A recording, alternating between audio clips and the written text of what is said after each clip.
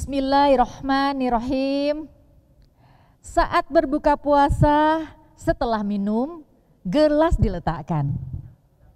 Janganlah lupa syukur dan sembahyang. Assalamualaikum warahmatullahi wabarakatuh. Waalaikumsalam warahmatullahi wabarakatuh. Kuhaturkan membuka jelang iftar acara kesayangan. Masya Allah, ibu-ibu soleha yang hadir di sini apa kabar? Ini dari MT Nurul Mubin Tangerang ya. Masya Allah, terima kasih sudah hadir ya ibu-ibu sekalian. Dan juga pemirsa di rumah, masih bersama saya dengan Mugi Zainal. Kita kembali di jelang iftar. Insya Allah tema-temanya bermanfaat untuk kita semua. Mudah-mudahan semua tema juga semakin meningkatkan keimanan kita kepada Allah Subhanahu wa Ta'ala. Amin ya Allah Rabbal Alamin. Ya pemirsa, kali ini kita berbicara mengenai menu yang sehat pada saat sahur dan berbuka puasa di masa pandemi ini. Cocok nggak ibu-ibu temanya ini? Cocok kan, daripada pusing-pusing kita nanya menunya apa yang sehat. Nah, kali ini kita akan membahasnya bersama narasumber kita yang insya Allah berkompeten untuk membahasnya. Siapakah beliau? Kita kenalan ya. Yang pertama narasumber kita, Assalamualaikum warahmatullahi wabarakatuh, Dr. Cahyo. Waalaikumsalam warahmatullahi wabarakatuh. Bu Mugi apa kabar juga? Baik sekali ya. dokter, terima kasih ya. Dokter Cahyo ini sangat sibuk tapi alhamdulillah sudah bisa hadir meluangkan waktunya di jelang iftar. Terima kasih ya dokter. Ya beliau dokter profesional dan juga aktif ya sebagai founder Rumah Sehat Holistik Indonesia. Ada di Depok sama di Tangerang sekarang ya. Insya Allah nanti ada lagi, kita akan buka lagi di Bogor. Di Bogor, cocok tuh nanti sama Ustazah Lili ya. Dan juga beliau juga aktif untuk memberikan tausiah ya narasumber di mana-mana, Masya Allah. Dan pemirsa, narasumber kita yang kedua ya, seorang bunda yang cantik soleha, Masya Allah. Amin. Assalamualaikum warahmatullahi wabarakatuh untuk Ustazah Lili Dahlia MPD. Waalaikumsalam warahmatullahi wabarakatuh. Terima kasih Bunda. Alhamdulillah, terima kasih ya Bun, udah hadir ya Ustazah Lili. Ya beliau aktif sebagai pendiri dan pengasuh Pondok Pesantren Putri Al Isti'anah Cilengsi Bogor, dan juga aktif sebagai pengurus pusat ADAI serta pengurus Badan Kontak MT Kecamatan Cilengsi ya. Masya Allah ya, jadi banyak sekali kegiatan tapi hadir di jelang iftar. Ibu-ibu nanti kalau udah nggak sabar mau tanya nih sama dokter sama ustazah sebelah kiri kanan saya ya. Dokternya ganteng, ustazah juga cantik, Masya Allah. Baik ya, kita langsung mengacu pertanyaan dulu satu nih kepada Bunda Lili ya. Ya Bunda Lili, kalau kita sahur kan untuk berpuasa nih, kalau misalnya saya lupa sahur, nah boleh nggak tuh? Lalu hukumnya apa nih Bun kalau misalnya saya nggak sahur nih hari ini? Gimana tuh Bunda Lili? Silakan Bunda. Ya pertanyaan yang bagus. Gimana kalau saya mau puasa tapi lupa sahur? Bagi orang lupa tentu hukum tidak berlaku. Orang yang lupa, orang yang gila, dan orang yang tidak atau anak kecil, orang yang tidur, itu hukum tidak berlaku. Tapi Rasulullah Shallallahu Alaihi Wasallam mengajarkan kepada kita bahwasanya makan sahurlah kalian, karena di dalam makan sahur terdapat banyak keberkahan. Otomatis ketika siang hari kita menjaga, menahan dari makan dan minum dan lain sebagainya, tidak ada yang masuk di dalam tubuh kita, kita persiapkan agar puasa kita bisa maksimal. Jadi nggak ingat makanan aja, maka cara terbaik adalah dengan makan sahur. Seperti itu Bun. Jadi kalau misalnya memang kita bangun ya sengaja dan tidak lupa sebaiknya memang makan sahur ya Bunda ya. Dan juga memang kadang-kadang kita kalau puasa suka lupa niat kan. Biasanya niat itu dibaca habis sholat taraweh. Kalau kita nggak sempat sholat taraweh bareng-bareng berjamaah, kita lupa nih. Nah dibacanya saat kita sahur. Jangan sampai kita berpuasa nggak pakai niat. Kalau nggak sahur nggak masalah, tapi kalau puasanya nggak pakai niat maka puasanya tidak sah. Sebab segala sesuatu amal perbuatan harus dimulai dengan niat. Seperti itu. Ya. Dan insya Allah, Masya Allah juga ya Bunda, yang tahu niat itu kan hanya Allah Subhanahu wa Ta'ala ya Bunda ya. Baik, nah sesuai dengan tema dan juga profesi Dokter Cahyo nih. Kalau ibu-ibu pasti banyak menu kalau lagi bulan puasa ini, semua mau dimakan nih Dok. Ya, manis-manis, udah kolak, udah cendol gitu. Tapi kan kita pengen tahu nih dok, menu apa sih dok yang bagus dan sehat untuk puasa, terutama puasa di masa pandemi saat ini ya. Silakan dok. Baik, saya jadi ingat ada salah satu hadis kalau tidak salah ya, mohon maaf ini dikoreksi Bu Ustazah. Sisakan lambungmu untuk sepertiga makanan, sepertiga air, dan sisanya adalah udara. Bukan hanya berlaku di saat kita berpuasa, di saat semua perjalanan hidup kita berbicara masalah makanan, makan jangan berlebihan. Seperti yang sudah-sudah gimana ibu-ibu, kadang-kadang kita puasa ini hanya menggantikan waktu makan.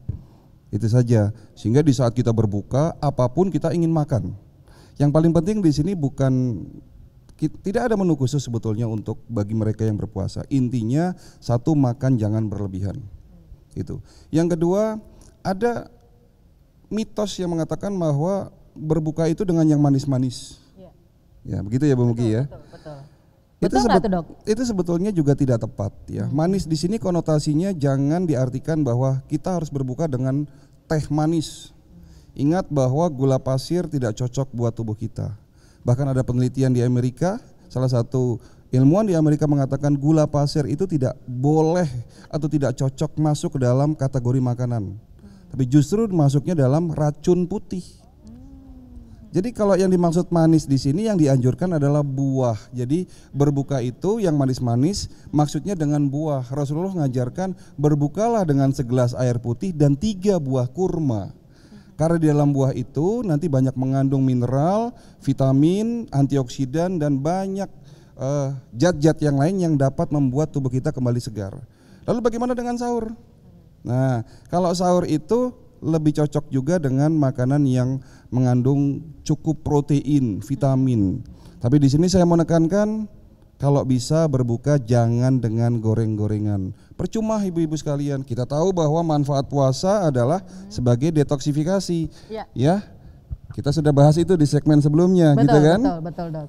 Di saat kita satu hari sudah detox, tubuh kita udah bersih, dimasukin lagi makanan yang nggak bagus.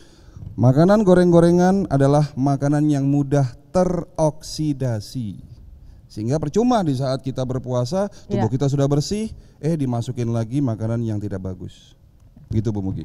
Baik, ini ilmu ya ibu-ibu ya, ternyata kita tuh doyan banget gorengan ya. Nah, mulai kalau sudah pulang nanti kan berbuka nih, mulai disortir mana yang boleh dimakan, mana yang tidak ya. Untuk itu jangan kemana-mana, untuk pemirsa di rumah juga jangan kemana-mana. Kenapa? Jelang iftar akan rehat dulu dan kembali setelah yang satu ini.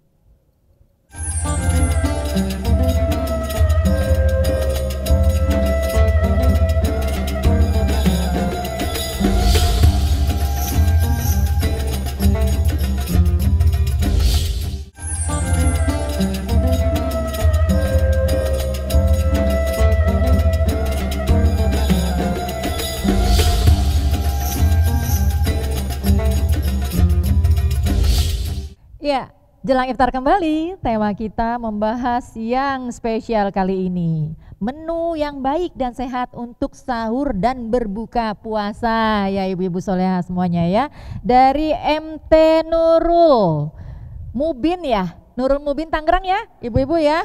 Jauh-jauh datang ke sini, mudah-mudahan semua langkahnya dicatat amal ibadah yang berlimpah dari Allah Subhanahu wa taala. Amin ya Allah rabbal alamin. Ya, dari tadi ada yang begini-begini, Dok. Ya Ustazah juga ada yang begini nih Bunda. Ya silakan, ada yang mau bertanya? Ya silakan Bu.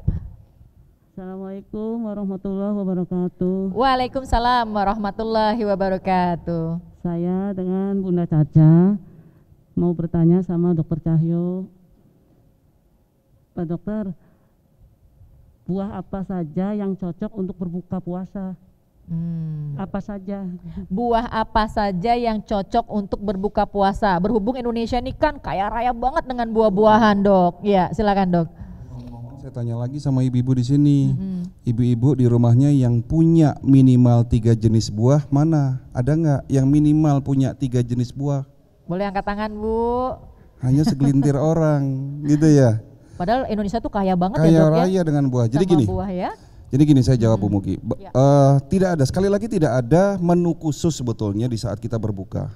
Yang paling benar adalah makanlah di saat lapar, berhenti makan sebelum kenyang, itu satu. Artinya Rasulullah mengajarkan makan jangan berlebihan. Ya, begitu juga di saat berbuka, kita makan jangan berlebihan.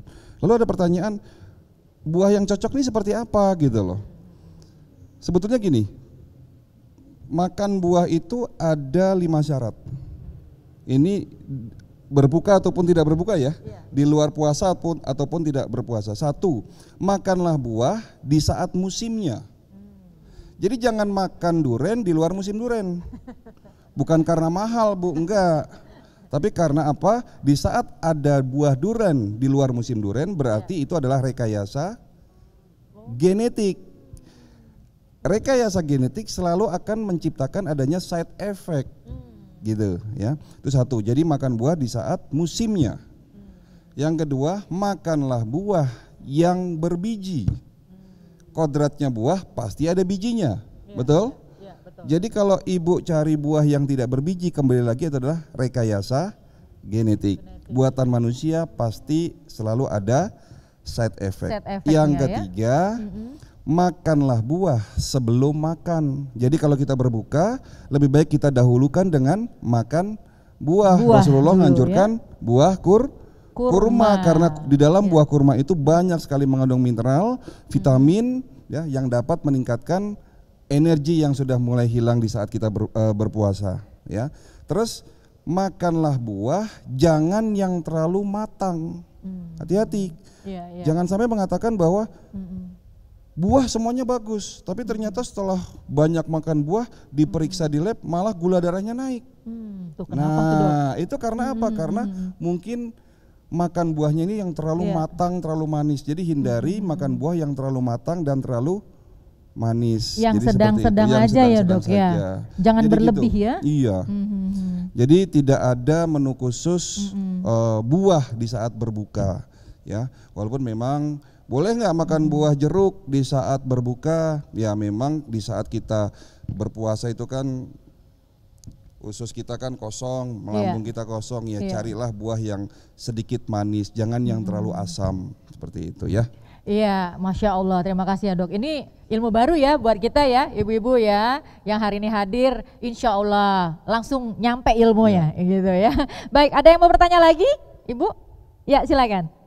Assalamualaikum warahmatullahi wabarakatuh. Waalaikumsalam warahmatullahi wabarakatuh. Saya Bunda Dian mau bertanya dengan Ustazah Lili, bagaimana berbuka puasa yang dianjurkan oleh Rasulullah?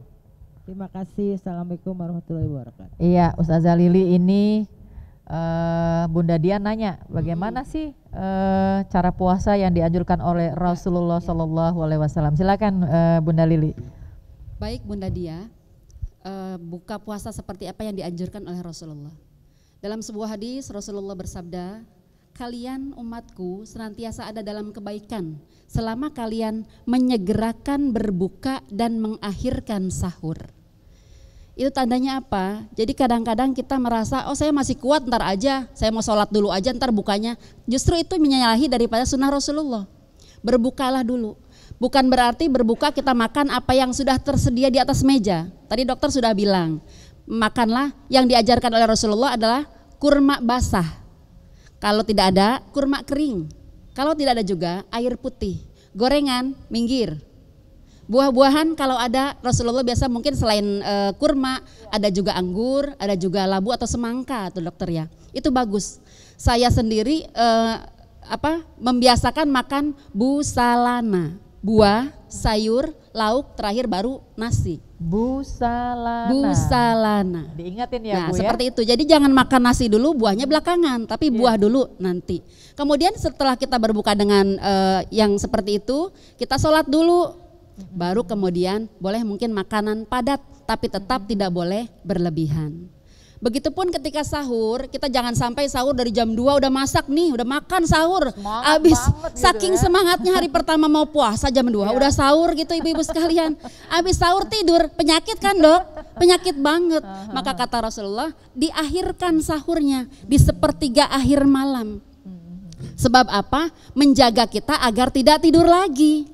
Habis sahur siap-siap ke masjid, gerakan olahraga kita jalan, kemudian sholat, insya Allah membakar kalori yang tadi masuk ke dalam tubuh kita. Seperti itu kan ya dok ya. Jadi memang ibu-ibu sekalian bukan berarti tidurnya orang puasa itu kan ibadah. Kemudian dari pagi sampai sore tidur aja kerjaannya, itu justru tidak produktif dan justru menimbulkan penyakit baru. Seperti itu ibu-ibu sekalian. Gitu Bu jawabannya yang apa dijawab oleh Bu Dalili itu Masya Allah tepat banget. Jadi dok jangan juga makan langsung tidur gitu ya, nggak sehat ya dok Iya, ya. benar-benar. Ya baik ibu-ibu yang ada di sini dan juga pemirsa di rumah, jelang iftar akan rehat dulu, tentunya kami kembali setelah yang satu ini.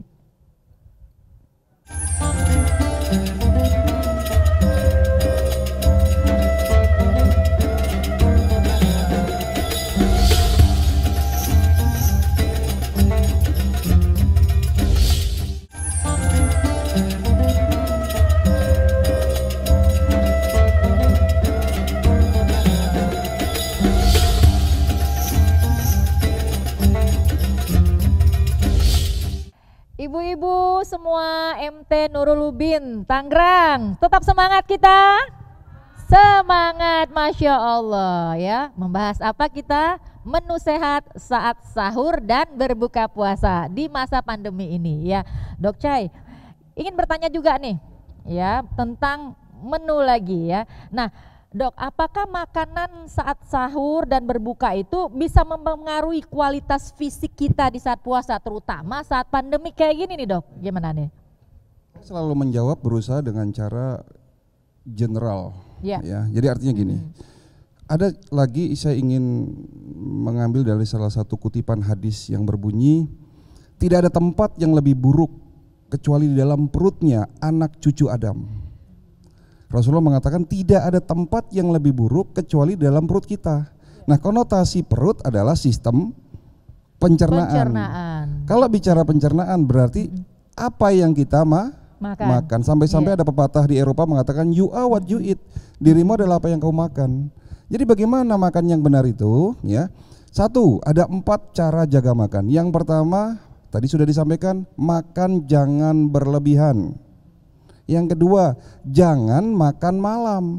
Maksudnya gimana? Jangan makan setelah itu tidur. Kenapa? Di saat kita masukkan makanan ke dalam tubuh kita, ya, di saat itu akan terjadi banyak pekerjaan, ya, mulai dari sistem pencernaan sampai seterusnya, begitu kan? Sampai sistem peredaran darah, melibatkan hormonal dan seterusnya. Di saat kita tidur, gerakan peristaltik usus melemah. Semua fungsi organ tubuh kita melemah. Pada saat itu ada makanan, apa yang terjadi? Terjadi gangguan. Semua fungsi justru yang dimakan tidak banyak yang terserap. Yang terjadi apa? Terjadi penimbunan sampah di dalam usus lebih banyak. Di saat terjadinya penimbunan sampah lebih banyak dalam usus, terjadinya autointoksikasi. Naiknya oksidasi yang diikuti dengan naiknya radikal bebas. Radikal bebas naik menyebabkan kerusakan sel. Jadi syarat kedua adalah jangan makan malam. Tadi sudah disampaikan oleh Bu Ustazah. Kalau sahur jangan langsung tidur. Makanya Rasulullah mengajarkan sahurlah mendekati imsak. Begitu juga makan buka tadi nih. Iya. Ya. Jangan makan itu setelah taraweh, salah. Yang benar itu berbuka dengan segelas air putih dan 3 buah kurma tadi, setelah sholat maghrib lanjutkan dengan makanan padat. Tapi kita hari ini kan berbuka dengan semangkuk kolak, katanya balas dendam plus dong. dengan goreng-gorengan, kenyang nih. Semua. Habis tarawih pada akhirnya terpaksa Jadi pas kita makan. tarawihnya ngantuk-ngantuk nih. Iya, setelah tarawih itu salah. Itu yang kedua, jangan makan malam. Yang ketiga, kurangi 6 putih. Apa tuh dok? 6 putih. Iya. Nasi putih Nasi putih. dikurangi, ganti nasi merah. Gula pasir jangan dimakan, ganti sama madu. Kalau tidak ada madu ya gula aren. Putih yang ketiga, kurangi tepung-tepung, terutama tepung-tepung yang digoreng. Udah tepung digoreng lagi. Nah, itu akan meningkatkan oksidasi. Putih yang keempat apa? Kurangi olahan santan. Wow. Santan kalau diminum langsung sehat. Jadi kalau ibu makan cincau hijau ya, Itu ada santannya, Iya, itu iya, nggak iya. dimasak, itu Iya. langsung diminum Itu sehat ya? Tapi di saat santan diolah dimasak teroksidasi, Wow. gitu. Itu putih yang berapa Apalagi tadi? kalau masakannya dipanasin-panasin ulang gitu Oh dok. iya, sayur lodeh misalnya. Waduh, Di- tubuh masak jangan diulang. saking mau hemat gitu ya dok, dipanasin lagi. Iya, gitu. itu oksidasi Malah akan bahaya meningkat. ya. Ya. Iya. Terus putih yang kelima, Iya. hindari susu olahan. Ya, banyak penelitian. Iya. Ada satu buku nih Bu Mugi, judulnya The Miracle of Enzyme. Pernah baca buku itu? Itu buku Belum, Dok. populer banget. Penulisnya Dr. Hiromisinya. Dalam buku itu mengatakan bahwa susu olahan adalah makanan terburuk buat manusia. Wow. Karena apa? Susu olahan itu susu yang mudah teroksidasi, susu yang sudah jadi bubuk Iya, maupun iya. susu kental manis. Iya, iya. Rasulullah ngajarkan minum susu, tapi susu yang diminum oleh beliau adalah susu terbaik tanpa diolah.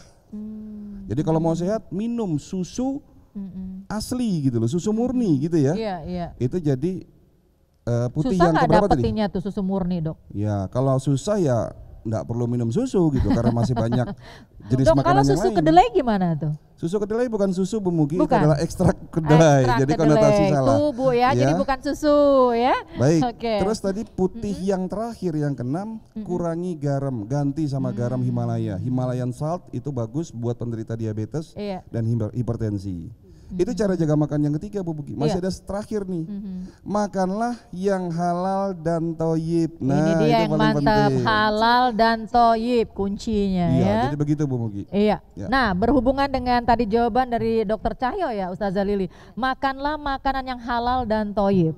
Nah, kalau misalnya kita nggak tahu kan bahwa ini disembelihnya ya hewan, ya kan, disembelih apa enggak dengan cara ajaran kita agama Islam bagaimana ini, Ustazah Lili?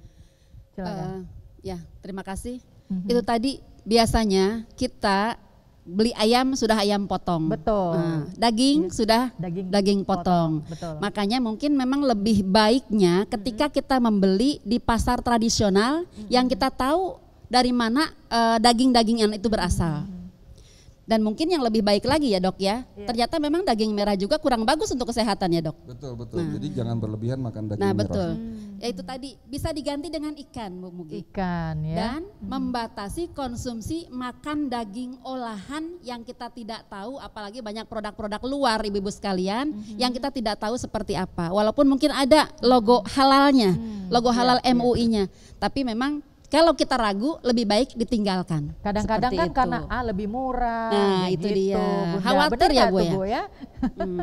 Ya, jadi memang halalan thayyiban itu kunci utama. Kita makan makanan yang halal dan yang baik. Sebab apa? Jangan sampai ketika kita puasa niat kita kepingin sehat tapi justru makin sakit. Iya, Karena apa? Ketika berbuka, ketika kita sahur, segala makanan-makanan yang tadi dilarang oleh dokter justru jadi konsumsi utama kita. Goreng-gorengan, santan-santanan, nasi yang banyak, akhirnya apa? Menimbun penyakit di dalam tubuh kita. Puasa bukan menyebabkan sehat, tapi justru habis lebaran malah sakit. Nauzubillah Makanya min banyak banget zalik. rumah sakit Nah, begitu habis lebaran, Nah. habis puasa penuh gitu ya, lagi puasa. Berarti yang diajarkan oleh Nabi, puasalah agar kalian sehat, enggak kita dapat. Karena Iya, apa? iya. Kita berlebih-lebihan dalam makan sahur dan berbuka. Mudah-mudahan Iya, bisa Masya dijaga. Allah, ini ilmunya bermanfaat banget ya, ibu-ibu ya, untuk kita semua. Pengen banget ngobrol bareng lagi lebih panjang waktunya dengan Dokter Cahyo dan Ustazah Lili, tapi waktu jua yang membatasin kita. Dokter Cahyo silakan memberikan pesan dok. Insya Allah sebentar lagi kita hari ini sedang beribadah puasa Ramadan. Iya. Semoga dengan puasa Ramadan ini kita terus ditingkatkan ketakwaan kita kepada Allah Subhanahu wa taala. Iya, amin ya rabbal Kita alamin. berdoa semoga bangsa ini terbebas dari pandemi COVID-19. Amin ya Allah rabbal alamin. Makasih Dokter Cahyo. Ya, silakan Bunda Lili. Ya baik ibu-ibu sekalian, masih ada waktu kita memperbaiki menu yang ada di meja makan kita saat sahur ataupun berbuka.